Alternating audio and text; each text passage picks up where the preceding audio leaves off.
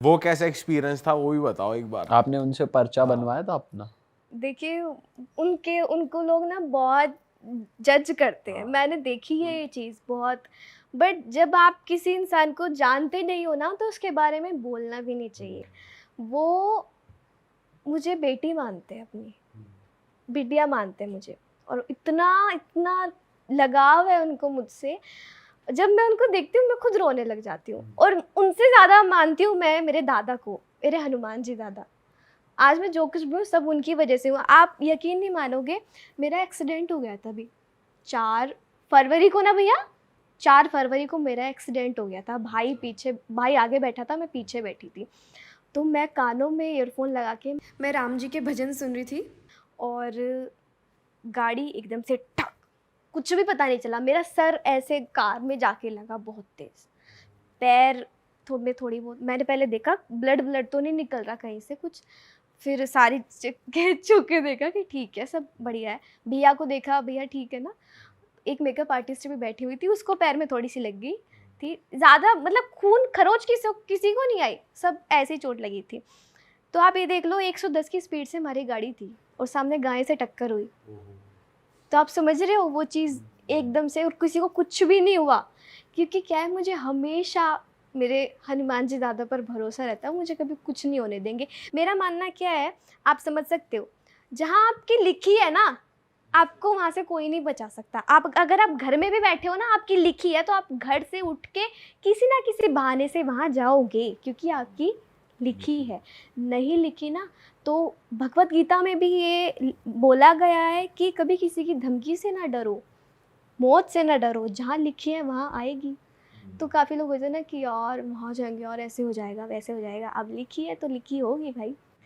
तो कुछ नहीं हुआ मुझे। फिर मैं धाम गई, मुझे जाना था। मैंने कहा यार अब तो मुझे अंदर से वाइब्स आ रही है कि मुझे जाना है, मुझे हनुमान जी के दर्शन करने हैं। वहाँ पे ना हमारे घर से 850 किलोमीटर है, और हम कार में जाते हैं, बैठे बैठे जाते हैं, थक भी जाते हैं बहुत ज़्यादा, पर वहाँ जाके जो सुकून मिलता है ना, बालाजी के दर्शन किए मैंने, और मैं उनको देख के रो पड़ी। उन्होंने मुझसे जैसे बोला हो कि तुझे कुछ नहीं हुआ ना, तो ठीक है ना, ऐसे बोला। और फिर जब मैं गुरुजी से भी मिली, गुरुजी से, बागेश्वर वाले गुरुजी से मिली, तो उन्होंने भी मुझे बोला कि कुछ नहीं हुआ ना, कहते सन्यासी बाबा की कृपा है तुम पे, हमेशा बिना रहेगी। पूछे बोल दिया? अच्छा ये चीज़ बता देती हूँ, मैं उनसे 1 साल पहले मिली थी, दिल्ली में कथा थी, वहाँ मिली थी मैं। तो मुझे जब मिलवाया गया तो उन्होंने बोला आते सी आ जाओ रेणुका, बैठो बेटा। चलो ठीक है, मैं मान सकती हूँ, आप लोग बोलोगे कि जानते होंगे, सिंगर है, बड़ी नाम जानते होंगे सबका, चलो ठीक है जान गए। पर्चा बनाया मेरा, सारी चीज़ें लिख दी, सब कुछ ठीक है। बोला मम्मी के पैर की चोट कैसी है अभी? मेरी मम्मी को 1 साल पहले पैर में चोट लगी थी और मांस फट गया था। कह रही उनको बोलो काम ना करा करे ज़्यादा, और जो तुम्हारे घर पे शेरावाली जी की मूर्ति तुमने स्थापित की है ना, बहुत कृपा है माता रानी की तुम पे। और हमने सच में की थी हमने तभी। मेरे भाई का नाम, पापा का नाम, सारी चीज़ें, और 2-3 चीज़ें तो ऐसी बताइए कि मतलब नहीं कोई जानता भाई, ना मेरी वो फेसबुक पे डली है, ना मेरी वो इंस्टा पे है भाई, कहाँ से आप देख लोगे। करेक्ट। तो ऐसी चीज़ है, बट मेरे साथ जो हुआ है मैं आपको वो चीज़ बता रही हूँ। और मुझे किसी का डर नहीं है उनके होते, सच में नहीं है मुझे डर। अगर कल को मैं फ्लॉप भी हो जाती हूँ ना, वो मेरे कर्म है। मैंने कोई गलत चीज़ की होगी कि मुझे उसका सामना करना पड़ा, बिना किसी चीज़ के हनुमान जी मुझे कोई सज़ा दे ही नहीं सकते। और मैं कभी ऐसे कर्म अब तो बिल्कुल भी नहीं कर सकती, नहीं करती मैं। अच्छा रेणुका, हमने बातों बातों में काफ़ी बार आपके फ्यूचर प्रोजेक्ट्स तो जान ही लिए, बट मैं चाहता हूँ कि जो जो आप रिवील कर सकते हो नियर फ्यूचर में, अभी क्या प्लान्स है, क्या क्या और एक्सपेरिमेंट करना है।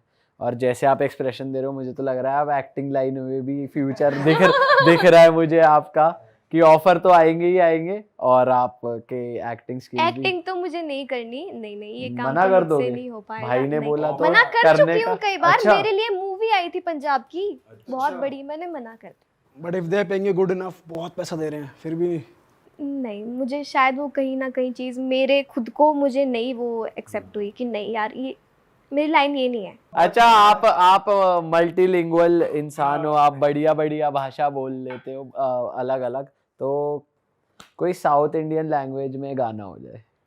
साउथ इंडियन में ट्विस्ट देख रहे हो ये असली स्किल। ज्यादा तो नहीं आता, थोड़ा सा आता। हाँ सुनाओ। पता नहीं, पहले याद कर लो, भूल भी गई होंगी क्या। इधर तो देखो भाई, इधर तो देखो, याद करो। ते उत्थे देखो भाई, इत्थे उत्थे देखो। ಕಾದರೋಸವೇ ಇಂಗನಂಗ ಕನ್ನಡ ವಧುದಡಿ ಕಣ್ಣ ಕಣ್ಣು ಕುಲ್ಮೇದ निंजु कुल मेदा। फिलहाल के लिए इतना। अच्छा, बहुत अच्छा है। हमें तो पता नहीं कैसा है, कभी गाया नहीं ना पता। बंगाली गाना तो हो जाए। हाँ अब बंगाली। बंगाली हो जाए फाइनली, जो इसमें अपनी एक्सपर्टीज है।